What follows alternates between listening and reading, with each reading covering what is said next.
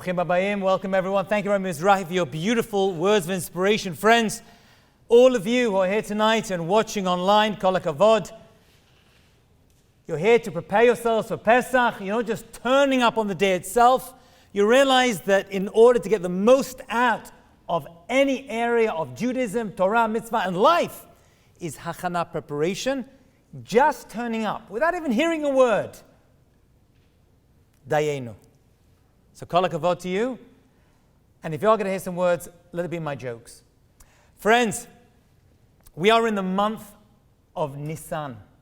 Nisan is a month, and it has been for thousands of years, of Geula, of redemption for our people, us as individuals and us as a nation.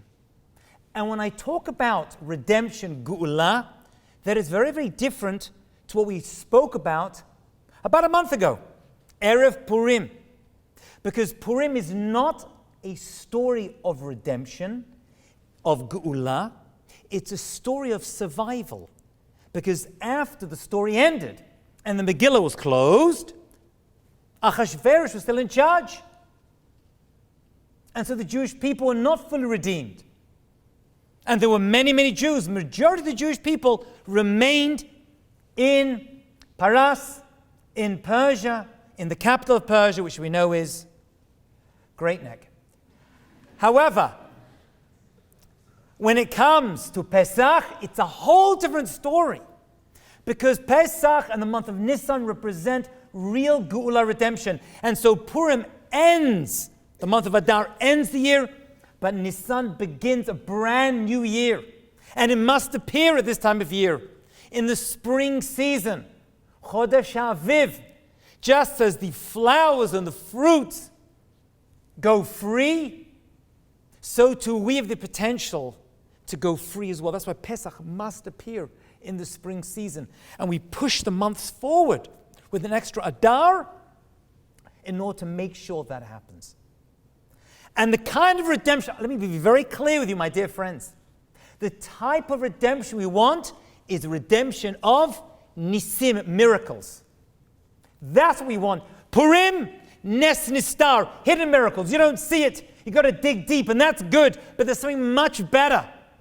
And that is Nes Nigla, revealed miracles. And Pesach is the epitome.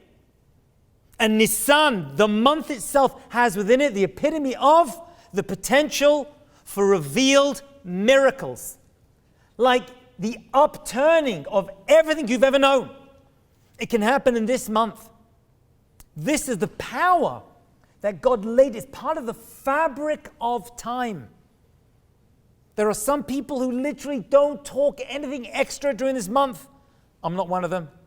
Because they're so focused on getting the most to squeeze out every little amount that they can from this month itself. Nisim. But it's interesting because the word Nisim has the word Nes in it. Miracles is Nes, but also Nisayon. And Nisayon has the word Nes as well. What's a Nisayon? A test, a challenge, a difficulty. Why would the word Nisan, it's got the word Nes in it? That makes sense. This is the month of miracles. And we understand that the word Nes appears in the month, but why would the word Nisayon appear like this?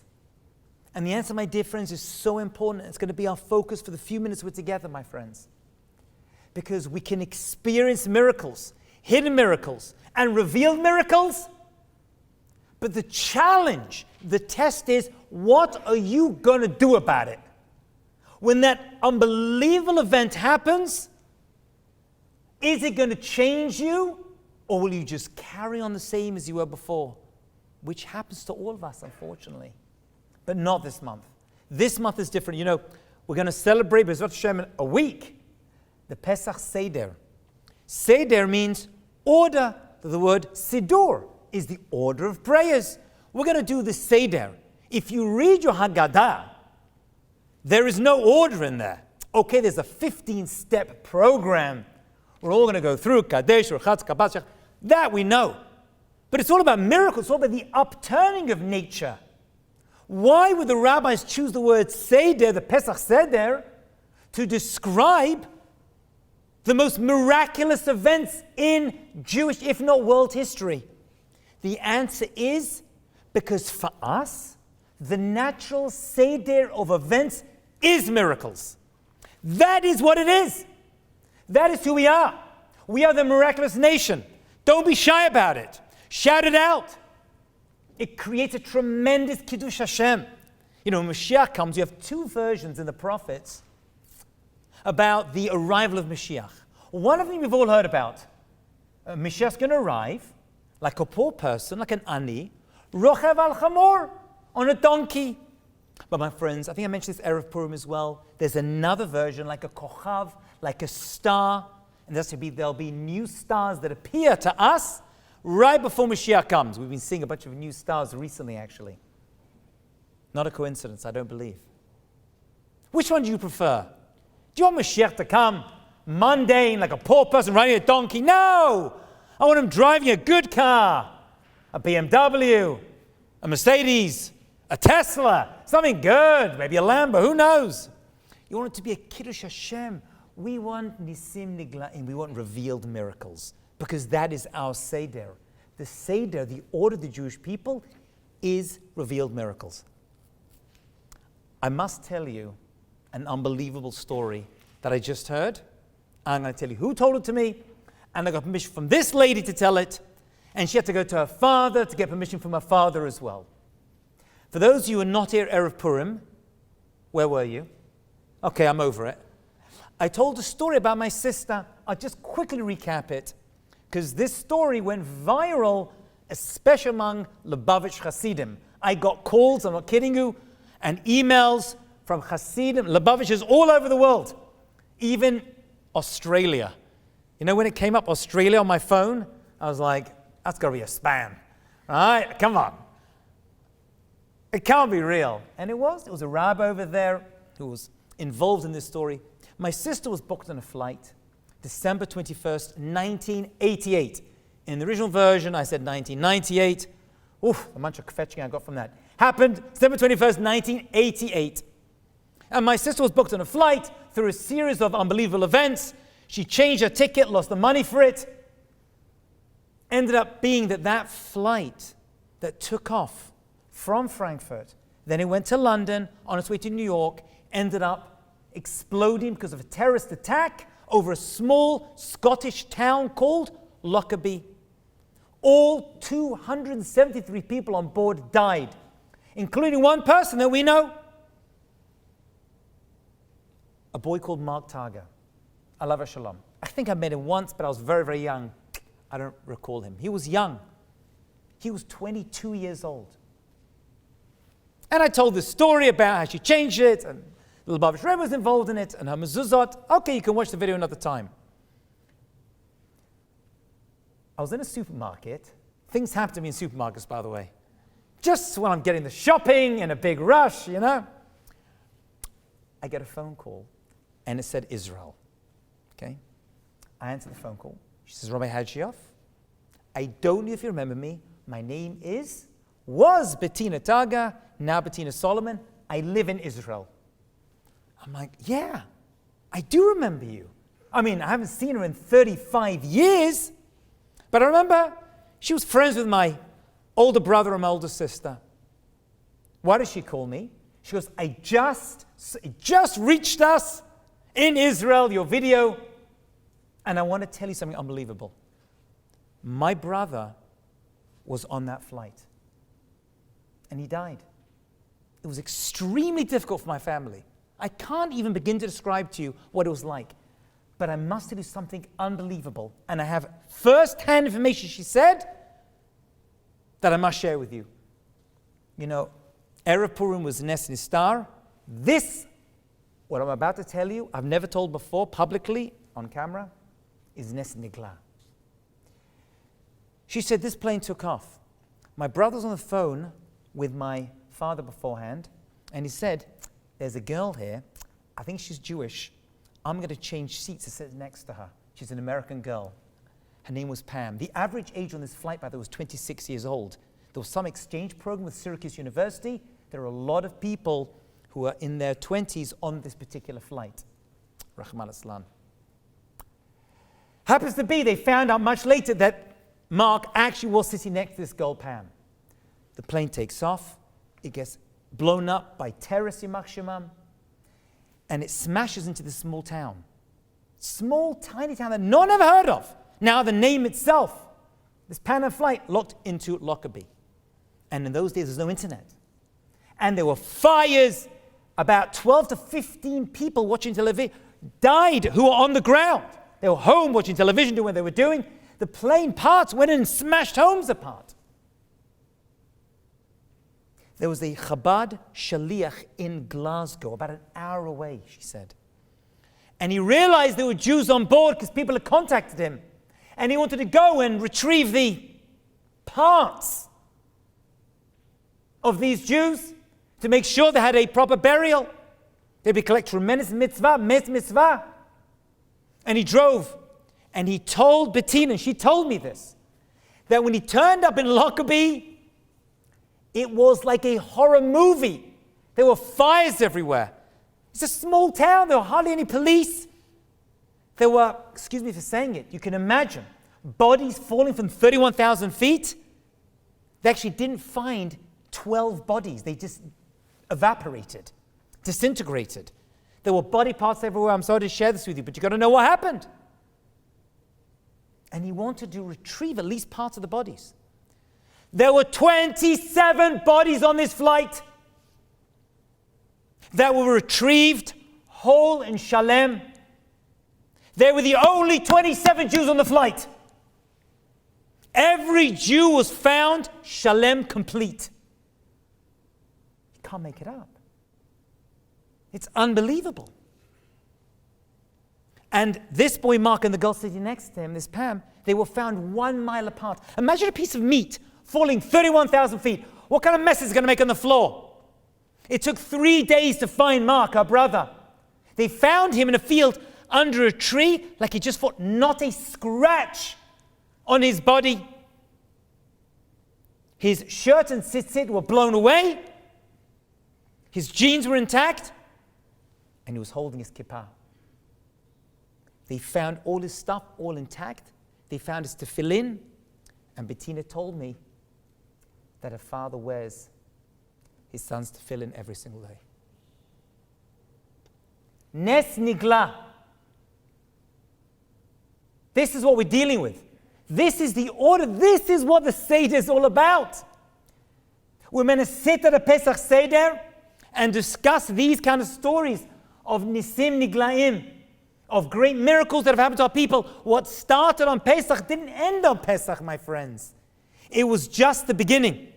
It was the start of 3,337 years of the Jewish people creating a new Seder in Olam Hazeh and Olam Haba.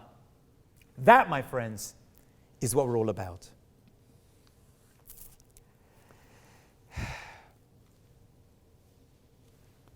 How do we merit this? What's the secret sauce that gives us miracles? I know what you're thinking. I don't know. Hashem decides we get a miracle. We get a miracle. Hashem says, you get a miracle, and you get a miracle, and again, you get a... Is that what this is? Like a sitcom, like a show? A chat show talk? No, my friends. There's things we could do. You can't rely upon a miracle. You can't throw yourself off a building hoping God catches you. Al tismoch ala nes. But when a nes does come to you and you merit it, you better make the most out of it and publicize it to make a tremendous Kiddush Hashem. And that's basically what the Pesach Seder is. It's a description of tremendous nisim, the greatest miracles ever in history, from Shabbat HaGadol, from the Makot, Kriyat Yam Suf, Har Sinai. These are great miracles we should be talking about, discussing, enjoying, drinking, making l'chaims to. But seriously, is there something we can do to increase the ability for miracles? I'm going to share something unbelievable with you, and it is the most difficult thing. I'm not going to pretend I've perfected it, but But there is one thing that each one of you, each one of us, can do right now, which ups the jam in allowing great miraculous things to happen. You ready for this? It's not my opinion. It's a Gemara in Yoma. The Gemara says something unbelievable. How exactly are you able to bring tremendous zchut, bracha, into your life? When someone insults you and you don't respond in kind. That's how you merit greatness in this world. Like, unbelievable. You may have heard this before. When I describe to you a bit more, it's going to resonate with most of you. The Gemara says, a pasuk from the book of Judges, Shoftim, and the pasuk says, those who love Hashem are like the rising sun. That's the pasuk the Gemara uses to prove that if someone embarrasses you, someone insults you, someone hurts you, and you don't respond and you want to shout and curse and punch them, and you control yourself, and you're calm, you're like the sun. Why like the sun? Says the Maharsha, I'll tell you why. Because the sun is above everything. You can shout at the sun, you can curse at it, it ain't changing. It's not affected by anything that you say to it. We can be like the rising sun. If we're able not to react when something happens to us, and we fully deserve to react, and you want to shout and scream, I have it every day, and you're able to at least once out of every 10 times to, I accept it, you have the ability to give a bracha to other people. And let me give you a couple of stories to illustrate this. Many years ago, I was a young man in a Bet Knesset. I'm not going to say where it was. It was Sephardi Bet Knesset, however. And the Rabbi of the Bet Knesset got into a terrible shouting match and fight with one of the Palalim. And it was Erev Yom Kippur. I'm embarrassed to tell you, and I saw it with my own eyes. They exchanged blows. I mean, they were Jews, a bit of a slap. You know what I'm saying? But they exchanged, and I remember staying, and I was sitting Erev Yom Kippur, and the rabbi freaked out. He said, I'm not coming if you guys... The man in the Bet Knesset, the member of the congregation, always, he was a wealthy man, always bought ni'ilah as a zchut to marry off his daughters. His daughters at this point were much, much older. And no matter how much he spent, no matter how many lot, garnished. Nothing. That year, the Rabbi was so upset with this guy, get ready for this, he sold all the aliyot prior to Yom Kippur without this guy privately. So during Nila, the guy's like, I want to buy Nila for my daughters to get married. And the Rabbi said, all sold, you can't. Probably lost a lot of money for the Bet Knesset. I'm sure the rabbi wasn't happy. There was a Chazan who was there, and he was leading, and he heard this guy mumble under his breath, it's not fair, this is ridiculous, I've been trumped, this is my mitzvah, my sugua, I want to do it, my zechut, and they gave it away, and he was, and the Chazan said, I wanted to respond, he came from Yerushalayim, they flew him in to do Chazanut, as many people make the Parnasa doing this week, and because I wanted to respond, I was in the middle of the Shemona Esrei of Nila, of the end, I couldn't see anything. After everyone went home and ate, and I had to go and speak to this man. And I said, you know, I led the tefillot. I have a feeling, a nasty feeling, that because of all of this, our tefillot were not accepted. I need you to forgive this man. It's like, you crazy? You know what this Rabbi did to me? He embarrassed me. Just wait. Look what I'm going to do to him. Tomorrow in Bet Knesset, I'm going to take revenge against him. I'm going to hurt him. And the Chazan was a very, very smart man. And he said, let me ask you something. If I could give you a bracha right now, that if you don't take revenge, which you're probably justified to, and you keep your mouth shut, your daughters get married. And the guy said, for that I'll do it. And the Chazan went back to Eretz Yisrael. This happened Chutz La'aretz. A few years later, the Chazan was somewhere, and he saw the Gabbai. And he said, whatever happened to that guy? He got into a big fight with Bet Knesset. Whatever happened to him? He goes, I don't know. He never came back to the shul and never brought up the incident ever again. But he says, I must tell you something very weird. That winter, within a few months, both of his daughters got married. Out of the blue. There was a boy who got married. I knew him. And he was married 7 years, no children. And his mother was on Spilkes, couldn't take it. It was a very easy fight.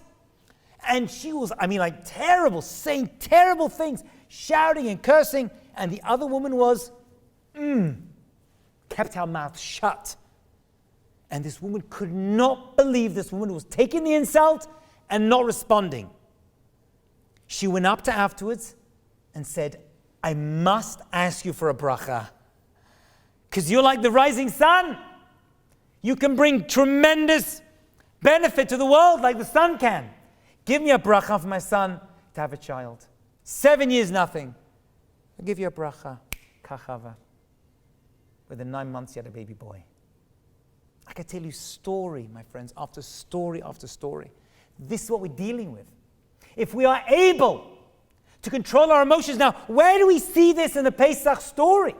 There's got to be some vestige of this idea.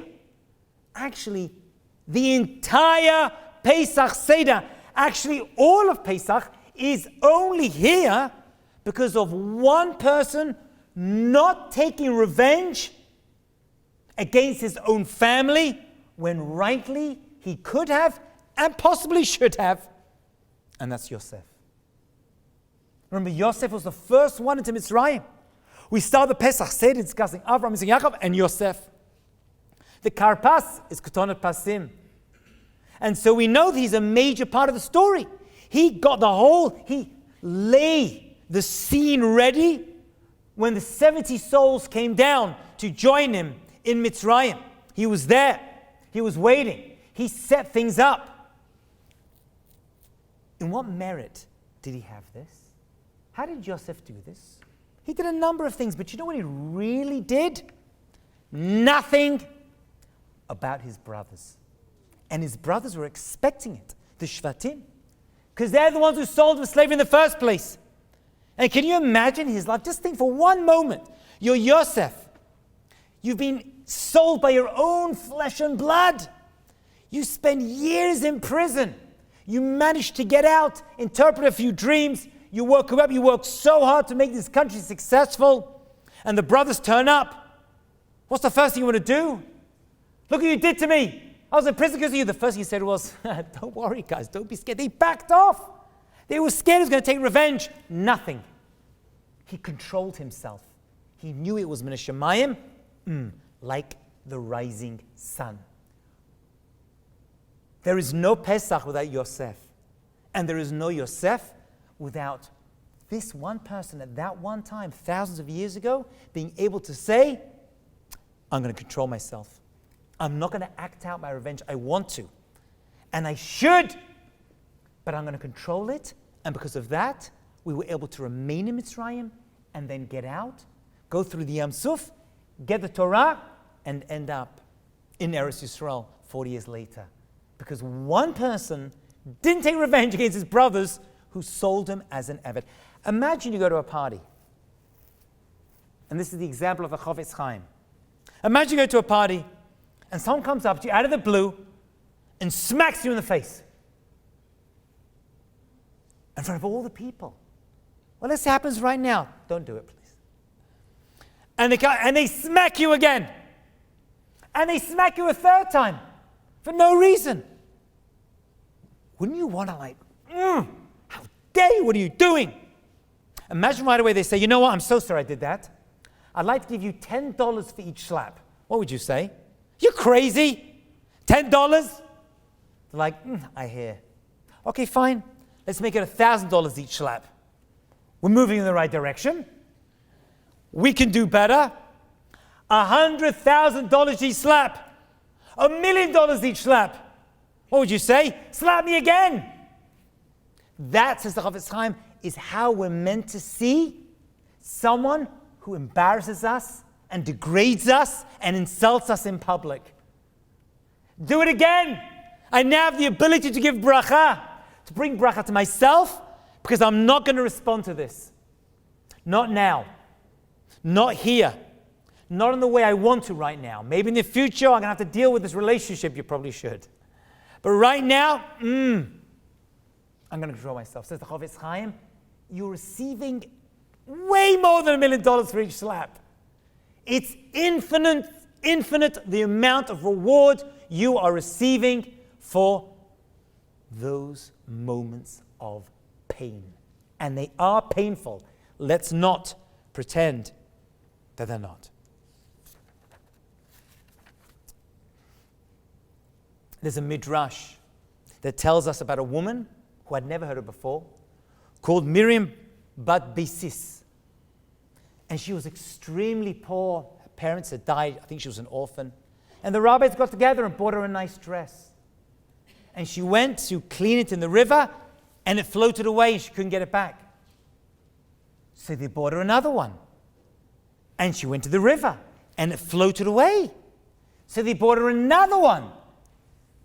By this point, you're like, why don't you stay away from rivers?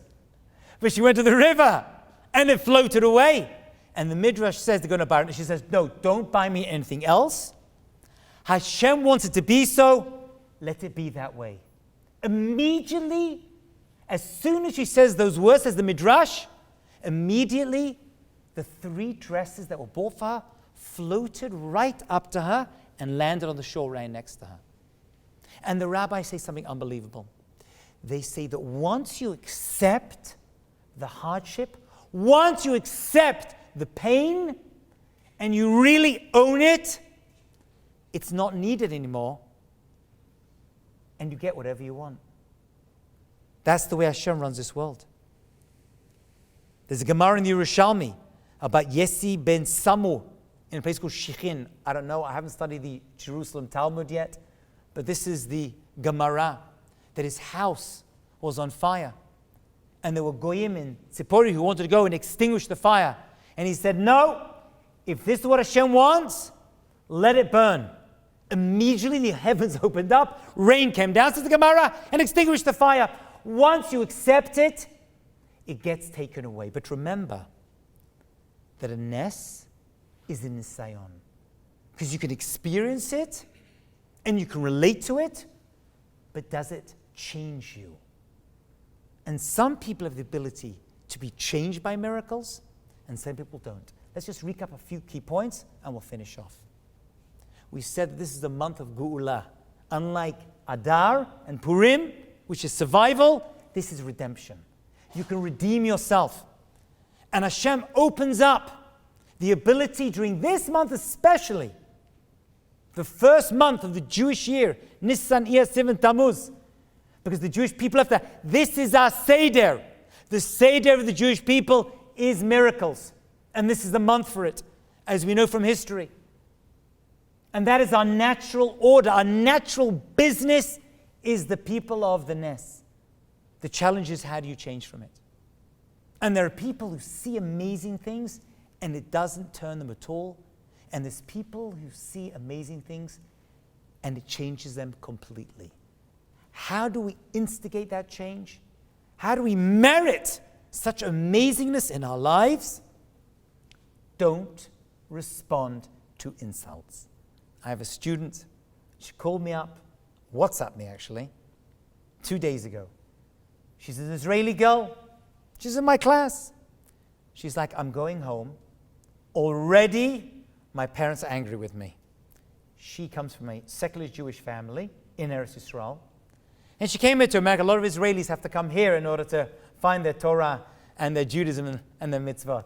Right? Happens a lot. You've got to be displanted, then replanted. And she's like, I got to go up for Pesach. What am I going to do? I said, I'll teach you. We'll do plastic plates. I'll teach you how to kasher an oven. I'll teach you. He goes, no, not that. They know I'm coming back, and they know I'm like, misreligious, and they're already angry with me. I said, I'm going to give you some great advice. Make sure the food is as kosher as it can be, which you can work out.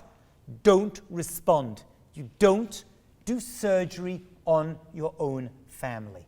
If you want, leave an open book, a Haggadah, or one of my books on the table. Cheap plug. Leave it over there. Maybe they'll pick it up. It's not your job to lecture them. Don't get into... If they say stuff to you, like the classic, oh, you're just going through a phase. You know the answer to that is? Maybe I am. Maybe I am. Don't be insulted. Don't respond. No matter what happens, your Pesach Seder especially, don't react. Don't respond. Keep it a time of happiness, of simcha, of relating to your family and friends and those around you. And God willing, B'ezrat Hashem, each and every one of us will see tremendous nisim for ourselves, for our brothers and sisters all over the world, especially in Eretz Yisrael at this time. And God willing, we'll see the final geula, not of Mashiach coming like an ani rochav al chamor, but with tremendous signs and wonders, God willing. B'mehera v'yameinu amen. Chag kasher v'sameach.